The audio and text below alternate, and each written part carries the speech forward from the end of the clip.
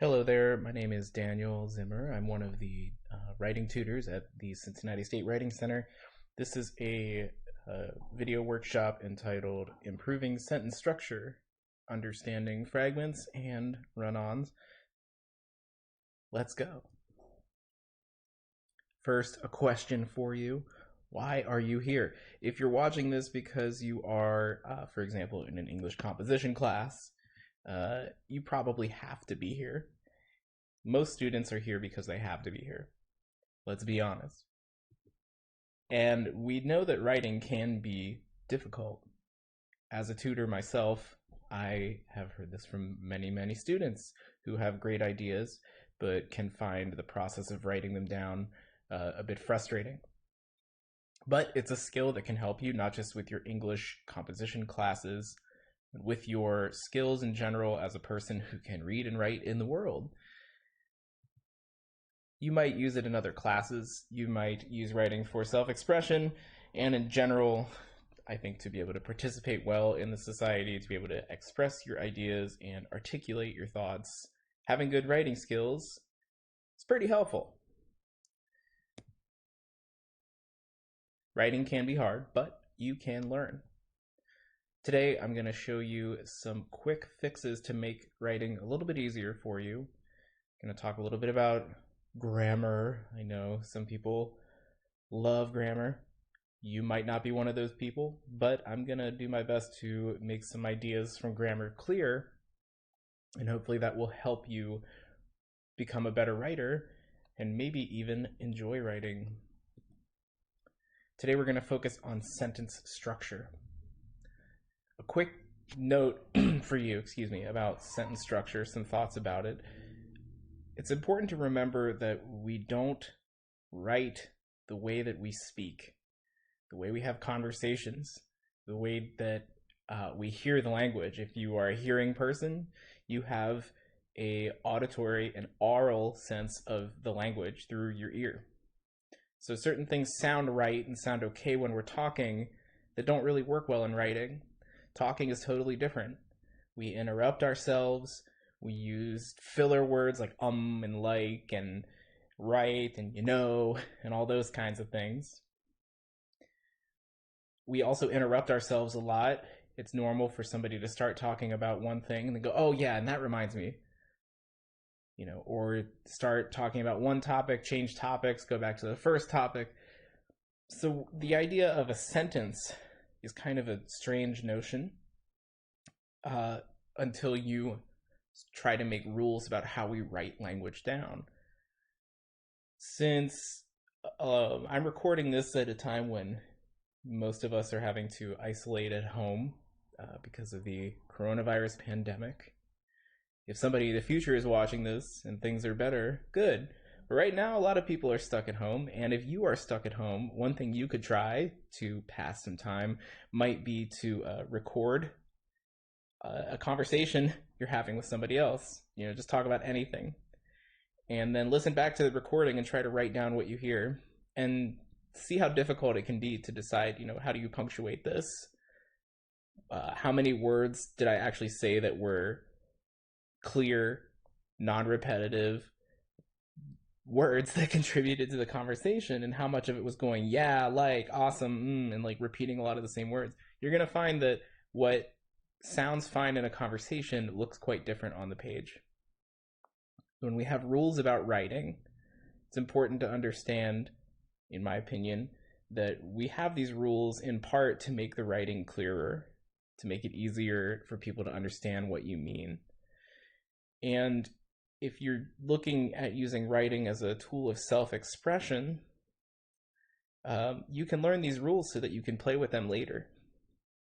In your English composition classes, the rules of writing and grammar are used in a very specific way. And there are certain cases where certain types of writing call for an attention to that kind of detail. But a teacher I once had often said, there are not rules, there are only tools. So I'm going to show you some rules, but remember, in the end, they are tools to help you be a better writer. All right, blah, blah, blah. So let's get on to the first thing here. What is a sentence? This is a question that I suspect many students I have worked with have not known the answer to, and that's okay, because the sentence is, well, it's an interesting idea. You need three key ingredients to make a sentence a written sentence. One thing you need is a subject. The other thing you need is a verb. I'll explain more of what those things mean, but the general idea here is that you need these two things, and then there are a lot of other ingredients in a sentence, but many times we can think of them as what we've called here the completer. That is like the chunk of the sentence that finishes things off. So let's dig into this a little bit. What's a subject? What's a verb? A subject is someone or something. A verb is what they are doing. So it's not just any action. It is clearly connected to a subject that is doing it. If we just have a verb floating in space with no connection to a subject, it becomes hard to understand what's going on. Remember that verbs can be actions like eat or sleep or write, whatever. But it's also important to remember that to be is a verb, and that's the word be. It becomes am, are, is, was, were, will be. All of those words that refer to states of being, they come from be, and it's important to remember that all of those forms are verbs. I want to know how many times now I've said it's important to remember. See, if I was writing this down, if I was reading from a script, I would probably not say that so many times. But we all have phrases that we like to reuse that make it easy to communicate. All right, verbs can also show possibility. So are words like should, could, must, may, might, can, will. Those kinds of words are verbs too. They're describing whether something can happen or should happen or must happen, whether you must do something or can do something. Those are verbs too.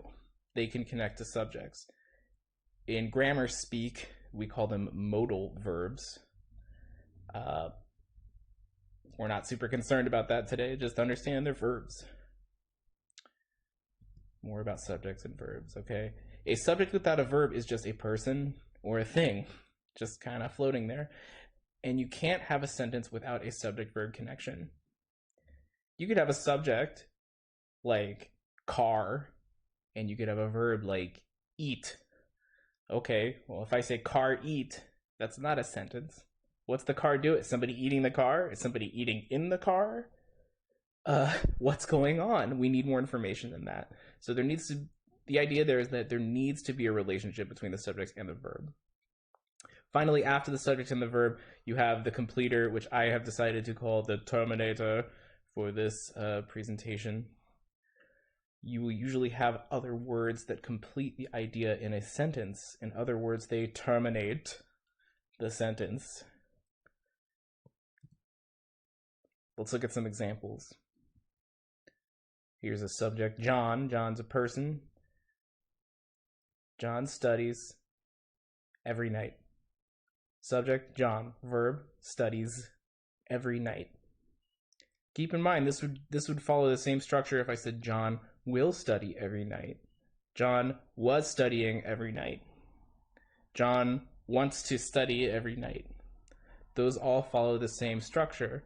Subject, verb, and you can think of terminator, right? The word terminator, like I've said, it encompasses a lot of grammatical ideas that I'm not getting into detail about right now.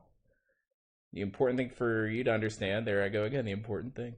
The important thing to remember here is that there's a sense of completeness about the sentence. It's a complete idea, it's finished. All right, next. This presentation, there's a subject because a presentation is a thing. Our verb is the coolest thing you've seen all day. I know it is. I know it is. All right, working from home. Subject. So working from home, that's an idea. An idea is a thing. A thing is a noun. And then nouns can be subjects. Can is our verb there, showing possibility, right? And be really challenging sometimes. That's true. Working from home can be very challenging. This presentation was, here's another be verb, prepared by expert teachers. It's true. Okay, let's move on to some common issues that we see in writing. When you write, you want to try to perfect what you've already written. It's called revision and editing. When you go back to edit something, or if you need to fix something, there's certain kinds of issues that you can identify that make it easy to fix your paper. And one of those issues is choppy sentences. Short sentences are very easy, but they get boring. Here's an example. John is serious. John is a student. He studies every night. That's very monotonous, very repetitive. And keep in mind, that's not really a rule. There's no rule against writing short sentences. The writer Ernest Hemingway was known for his short, blunt sentences, and he became very famous writing that way. So creatively speaking, there are a lot of uses for that. But in general, reading short, choppy sentences that are just like subject, verb, subject, like that. John is serious. John is a student. He studies every night. Boom, boom, boom. We can combine those ideas. That's one way to fix this problem. John is a serious student who studies every night. All the same ideas are there, but they're bundled into one sentence. John, a serious student, studies every night. I can, think of what's between these commas. I'll write on the screen here. Oh, wait, it's not going to let me write. Okay, I'll highlight it. No, go back. Technology's not on my side today. Anyway, John, a serious student right here. I'm trying to circle it because I want you to see that you could think of this statement right here as being kind of like in parentheses. It's like in a box that's been put in there. I could take it out and the sentence could just say John studies every night. But I can also interrupt the space between a subject and verb. I can use a comma here, add an additional note, and then do another comma. And those commas are kind of working together to say, hold up, we have an interruption here. We have some extra information. Here's the extra information. The other comma is saying, okay, extra information complete, moving along. So it's a structural idea. Okay. Another big issue that we see where there's room for improvement in writing is the matter of weak verb choices. A good verb can punch up your sentence. Let's examine this one. Mary ran across the street. All right, we know she ran across the street. She had some urgency in crossing the street. Right? She wasn't just walking, sauntering along, right? She ran. Mary quickly ran across the street. Well, now we know we added a word to show Mary was in a hurry. How did she run? She ran quickly. Was there any other way to run? Can you run slowly? It's a little bit weak here. It's also weak because generally sentences feel a little bit punchier when the action happens first. So when we say Mary quickly, it's like, Mary quickly what? What did she do? She did something quickly. She ran, right? It's an extra microsecond of thought in your brain, but it takes just that much longer to think about what the action is. So this isn't a bad sentence. It's just not a super effective sentence. It doesn't do a great job communicating. Mary dashed across the street, right? That's a little bit punchier. Punch it up, right? Mary dashed across the street. That's more than ran. It's a kind of running. She dashed. Think about how many ways there are to run. You can dash, you can sprint, you can bolt. They all kind of sound a little bit different if you're paying attention to the sound of words. So this is not so much a grammar issue as a style issue. A sentence, and that's something to understand about grammar, I think. You can write with perfectly good grammar and still be not that great of a writer. Your writing might not be that interesting to read. Having correct grammar does not make for, like, it's not the only necessity for writing well. You have to find ways to play with the language to make it interesting to read. A lot of you watching that maybe are just concerned about how do I use this information to pass my English comp class? Well, everything I've shown you so far can be put to that use. But I like to think about the broader implications of the ways we write, what we can do with that information. So I hope you find that interesting. Yeah, Mary dashed across the street is a much more descriptive choice. All right, here's a word of caution. Warning, my friends, watch out for thesaurus overuse. Not all of the words you find will be identical in meaning. Remember context, right? The thesaurus, it's a fun word, it's fun to say. The thesaurus is a book of words that mean the same thing as whatever word you're looking up. Many of us today use the internet or computers or smartphones to find this kind of information, but there is a thesaurus.com. In case you're wondering, there are many thesauruses or thesauri, I don't know. There are a lot of them, and students like to use them to try to find other ways to say things. The problem is that the words that you find are they're not identical. They don't all mean the same thing. They don't all have the same tone.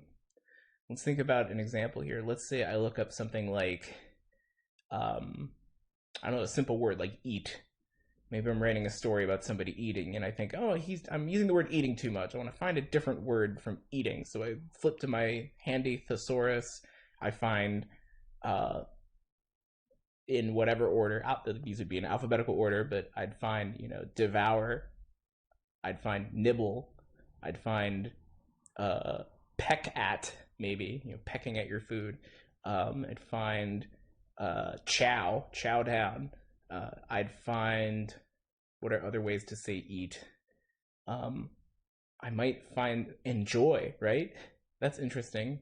The word enjoy can mean to eat. I enjoyed a nice steak the other night, right? But not all of those words are interchangeable in the right time.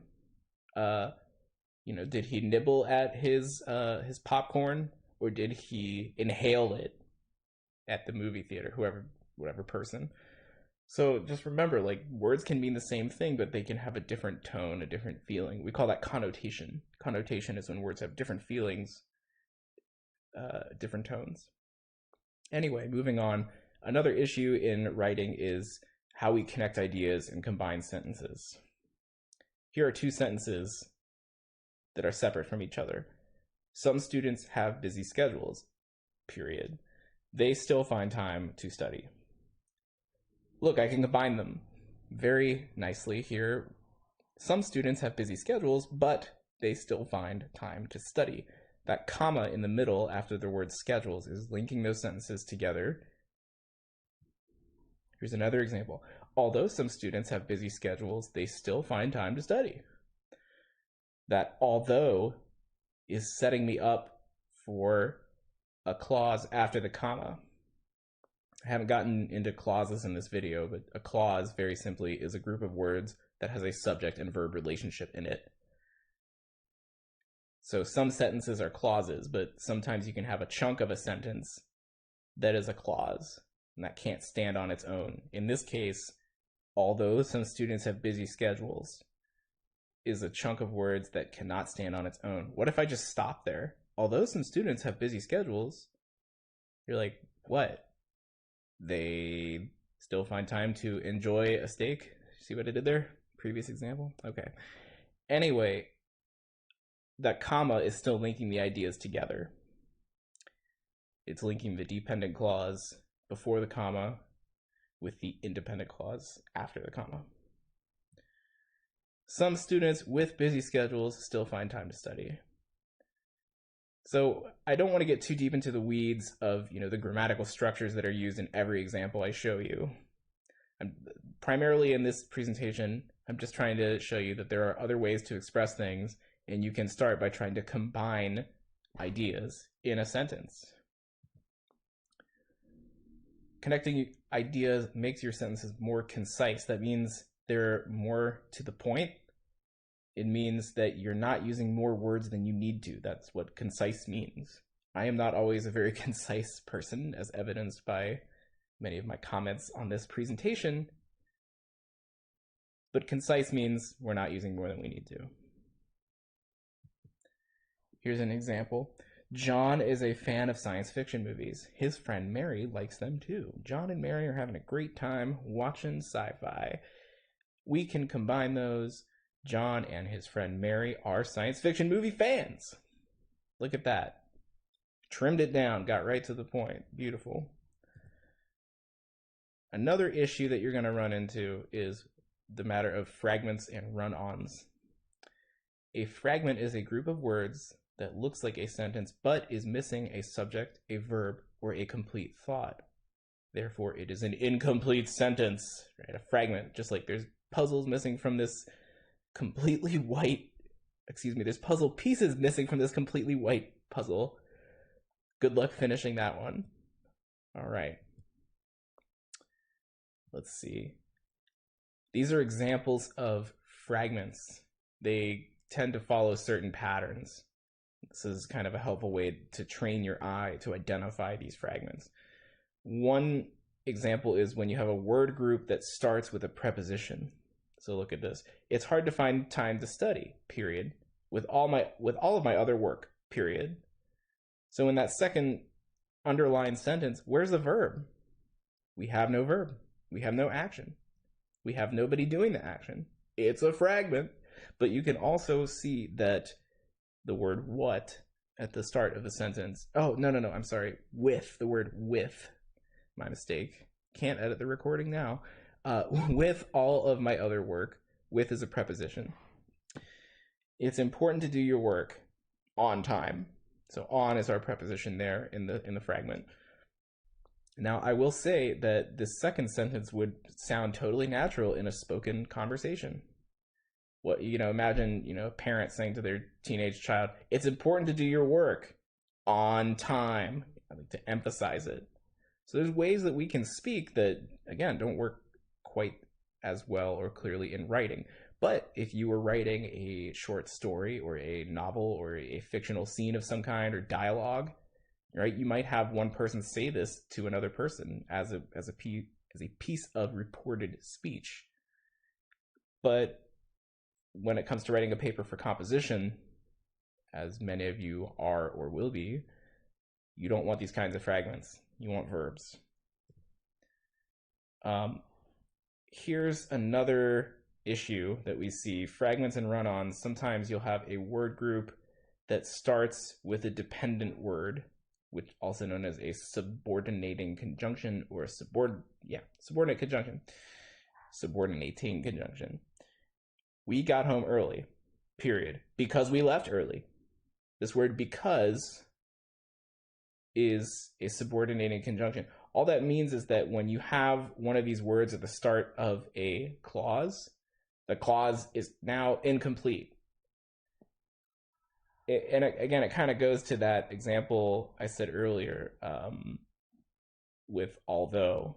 Now I have another one with because. Because we left early, like what if I just stopped there? Because we left early, or because we left early.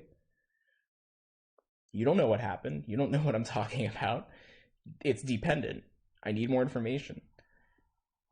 So I could combine these sentences. I could just do a comma right here instead of a period. Say we got home early, comma, because we left early. Actually, I wouldn't even put a comma there. You could just have that be a simple sentence. We got home early because we left early. Second one, you'll never make it on time, period, with all the traffic, period. Again, that's one that sounds okay in conversation, but is not going to work on paper because there's no subject-verb relationship. I've heard many students in tutoring sessions say, oh, I thought that sentence sounded okay, or it sounds like it makes sense. And, you could be right about that, but the grammar might be off from a writing perspective. All right. So I've got an X next to the example that is not correct, incorrect, and a star next to the one that we like. So the issue here is sometimes we'll have a word group that starts with an ing verb form. That can be known as a gerund or a participial. depending on the sentence. Doesn't really matter. Just remember it's an ing word right now. I was running as fast as I could, hoping to get there on time. I could put a comma here, lowercase h, and it would be one sentence. But as it is, if I have a period right here and I have hoping to get there on time, I have a fragment. Doesn't work. So the star example right here combines those two. Sometimes we're going to see a fragment that has a word group with to and a verb that is also known as an infinitive. Here's an example. Cherie got underneath the car, period, to change the oil. So there's our to and our verb, to change. That's a fragment by itself. I got to lump that into a sentence somewhere. It needs a home. Cherie got underneath the car to change the oil. Well, I just took this period out, made this a lowercase t, stuck it on there, I'm good to go. Same here. To change the oil, Cherie got underneath the car. I hope that Cherie was following proper safety precautions in getting under a car, making sure the jack stands were secure and all of that. We'll hope the best for Cherie. Okay. Another example of a fragment type is a word group that starts with an example or explanation of something mentioned in the previous sentence. Here's what I mean. I am taking several classes this semester, period, such as English, comma, history, comma, and math. That list needs a home because there's no verb. There's no subject-verb relationship. Nobody's doing anything in the sentence. Nothing is happening. I just have the idea of English, history, and math. So I can stick that into the previous sentence, and now that fragment has a home. I am taking several classes this semester, comma, such as English, history, and math. All right. I enjoy watching scary movies, period. For example, Dawn of the Dead and the Friday the 13th movies. That, for example, it's another list of examples. I can stick that with another sentence to have it be complete. Otherwise, it's a homeless, floating around fragment. I don't know if you just heard my cat meowing at me. She wants to come talk about some grammar. I know, you're a grammar expert. Get out of here. All right, well, that's going on the recording too. Hold on one second. All right. She's a Siamese cat, by the way. I don't have the camera turned on. In case you're wondering, let's get back to the topic at hand. A run-on is created when two complete sentences, which are independent clauses, are joined together incorrectly, and that means without proper punctuation, and so they are written as one sentence. There are two kinds of run-on sentences. There are fused sentences and comma splices, which both sound maybe a little bit cooler than they actually are. What is a fused sentence? That's when we have two complete sentences and they are joined with no punctuation. Here's an example. Exercising is important. It can keep your weight down. Can you see where the division is? Or where it should be? What about in this one? I picked up my laundry and then I went home. So in the first example, I could put a period right here. Exercising is important, period. It can keep your weight down. That's not the only reason to exercise, by the way. Many other good reasons to exercise. Let's see. I picked up my laundry, comma, then I went home. That could work, but really, sorry, I'm incorrect there. You should put a period there. Put a period there. Either one could work, depending on the context. But the point is, dividing it up with nothing at all, that's a fused sentence. She had a sore throat. She was running a fever. I need some punctuation there. She had a sore throat, period. She was running a fever. We also have comma splices. Sound very serious, don't they? Some kind of genetic operation, perhaps. He's having a comma splice. Okay, when two complete sentences are only separated by a comma. This is an interesting rule, for reasons I'll explain in a moment. All right, she started feeling bad on Monday, comma. By Wednesday, she was running a high fever. So I underlined and colored this word so you can see where the separation between the sentences is. This is a complete sentence on its own. I could put a period right here and be done with it. She started feeling bad on Monday, period. And then this, by Wednesday, she was running a high fever. That could be its own sentence as well. I have a new subject, right? She was running. She, and then was running is our verb. Speaking a little bit faster than I'm thinking. That's not good. Think before you speak, folks. All right. I picked up my laundry. I went home. That's a case where in your comp class, or if you're writing an essay for school, something like that, you would want to put a period. Those are two separate sentences, two separate subjects, two separate verbs.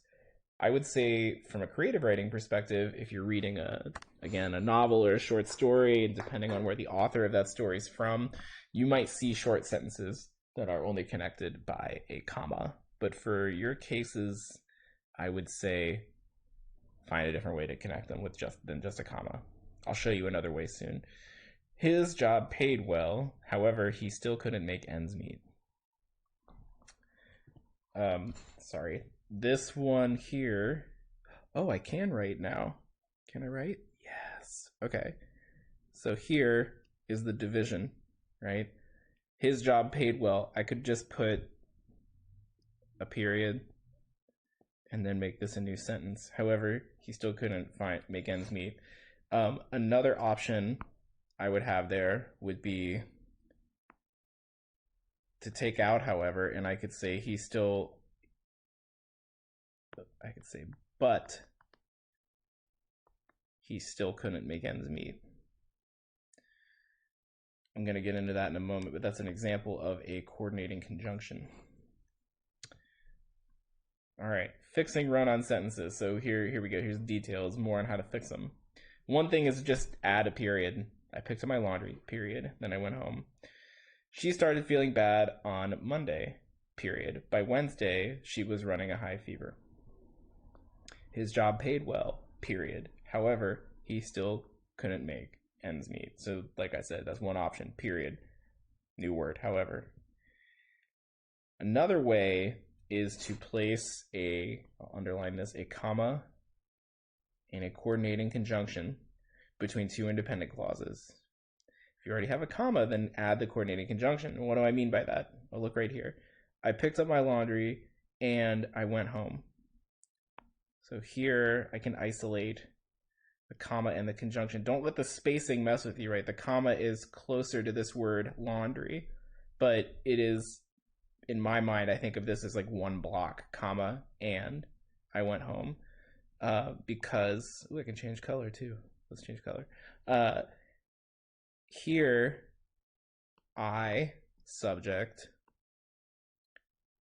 picked up, verb, and then I have I, subject, and I, verb.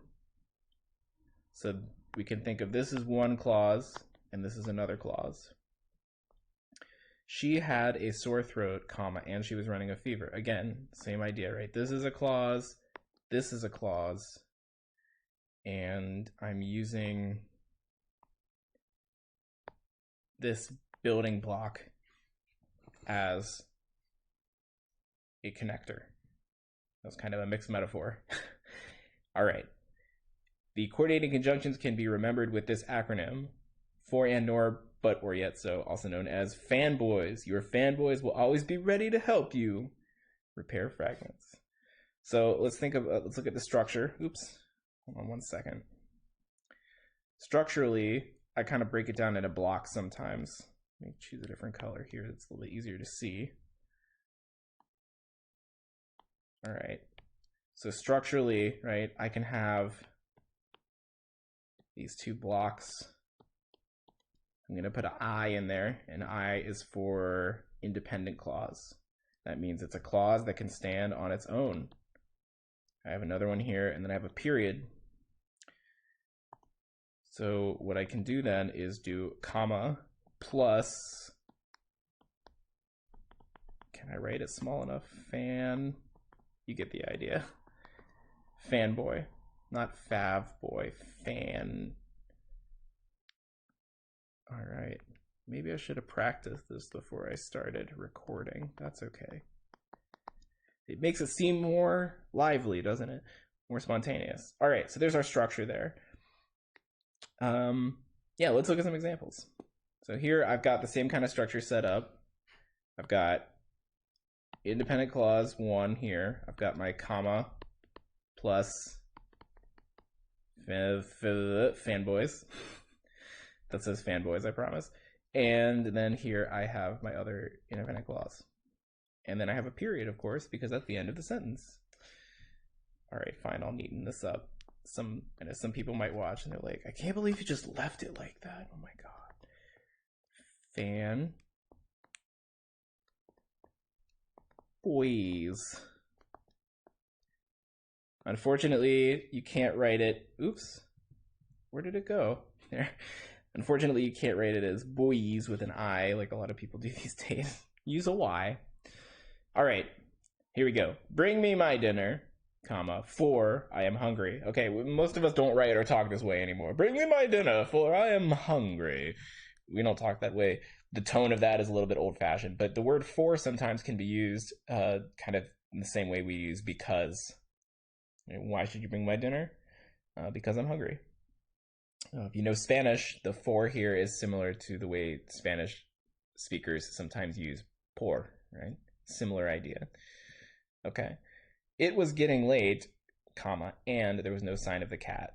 So that's one independent clause connected to another by comma and. I did not do my homework, nor did I study for the test. So go on and give me that low grade. I don't know. I didn't do it. I didn't study. Whatever. We were late for class, comma, but the teacher didn't mind. Independent clause, comma, but another independent clause. Same structure. All right. Michael would have to eat breakfast now, or he would have to wait until noon to eat. You can just see these ideas on either side of the construction are complete sentences that they could be on their own as a sentence, but we're using this right here to connect them. We're showing something about the relationship between these two clauses. Susie ran a marathon today, yet she doesn't seem tired at all. Go, Susie. All right. I forgot my ID, so they wouldn't let me get on the plane. Yeah, that's true. They won't let you on the plane without your ID. Okay. Now this last page is full of rules. Let's start up here. Okay. Add a semicolon. What's a semicolon? That's this one. I'll draw one up here.